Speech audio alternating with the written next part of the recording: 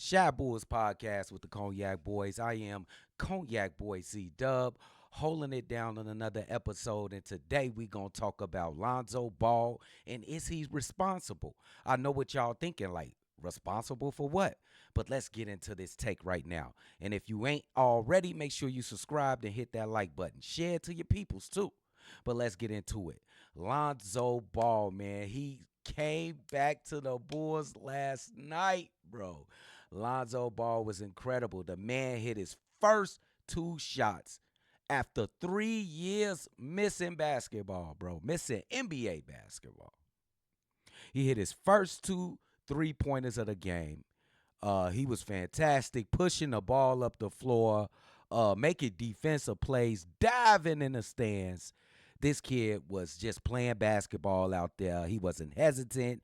He wasn't holding back at all.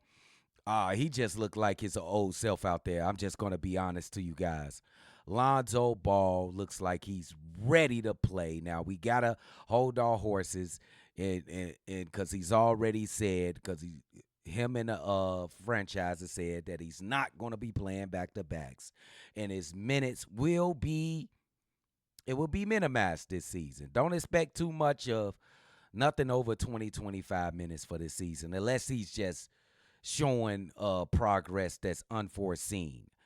But Lonzo Ball is back, y'all, and he brought excitement and impact to this team and into this city, and especially that franchise. Now, let's talk about the injury that Lonzo Ball just came from. Did you know this guy just missed 1,006 days of basketball? He has not played an NBA game in 1,006 days. And y'all seen that performance? Absolutely amazing. After going after this procedure, left meniscus surgery, knee scrapes, ultimately resulting into a cartilage transplant. My man's got donated cartilage in his leg. And he should bless that guy that donated that cartilage. I don't know what. Just give him a reward, Lonzo. He deserves it, bro, because you look fantastic out there for albeit just one game back. He's been through so many procedures, through so many second opinions, third opinions, fourth opinions, ultimately coming down to this cartilage transplant that I think they did last year. Now, all through his offseason work and training, he got back to the NBA, man. And he's back, reliving his dream. He's still a young man. What is he, 27 years old? Which is crazy to me.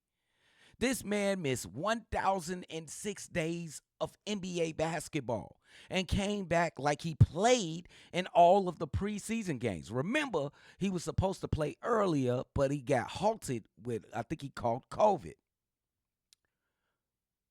Now, is Lonzo Ball responsible for the breakup of the 2001-2022 iteration of the Chicago Bulls? Let's just break it down like this. Let's just use this stat. With Lonzo Ball, they were 9 games above 500. Since Lonzo Ball been down with his knee injury, the Chicago Bulls are 15 games under 500 under the span of 3 years. They were first seed in the Eastern Conference.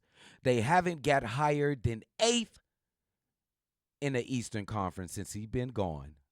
Discount that playoff spot when they played the Milwaukee Bucks. DeMar DeRozan and Zach LaVine just did not seem to click without their floor general and Lonzo Ball. Nick Vooch did not seem to carry his own weight without Lonzo Ball. That second year after Lonzo Ball left, Ayo Dosunmu struggled. He was a shell of himself his second year in the NBA. I called it trash He know better. Ayo, one of my favorite players on this team.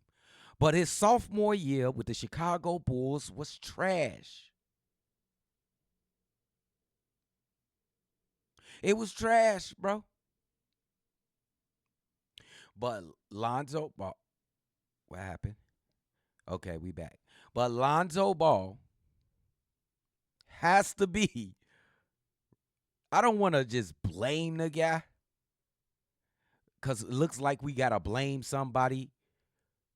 But Lonzo Ball may be responsible for the breakup of this 2021-2022 team. Alex Caruso's gone.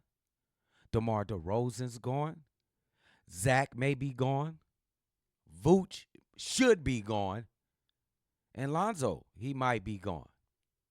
What could have been if Lonzo Ball's knee didn't give out? What could have been if his injury only held him out for that 1 year after January when he was diagnosed with that torn left meniscus in January of 2022? What would have happened? We don't know. And all we can do is look towards the future. Of course, everybody will run the judgment and say, yes, he is responsible for this. But I would say it's not entirely his fault. You can put part of the blame on AK. You can put part of the blame on Eversley. You can put part of the blame on Billy. You can put part of the blame on the players, on the core players, Alex Caruso, Nick Vooch, DeMar DeRozan, Zach LaVine, Kobe White. That's the core, Patrick Williams. Everybody get a slice of this blame. We cannot just blame it on Lonzo Ball's injury. It must be fair.